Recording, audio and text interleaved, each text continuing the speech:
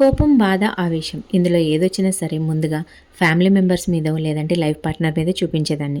తర్వాత అర్థమైంది ఏంటంటే మనలాగే వాళ్ళకి ఫీలింగ్స్ ఉంటాయి, ఎమోషన్స్ ఉంటాయి.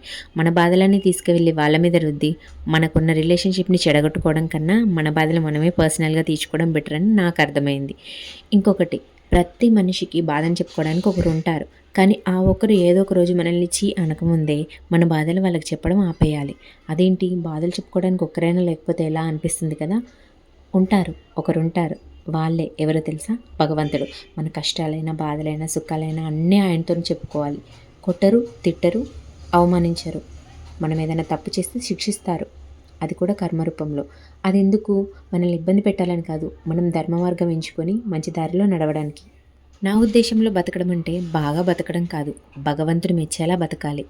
దీనికి ఎంతమంది ఓకే చేస్తారు? అగ్రీ చేసేవాళ్ళు కామెంట్ సెక్షన్‌లో కామెంట్ చేయండి. Thanks for watching my video.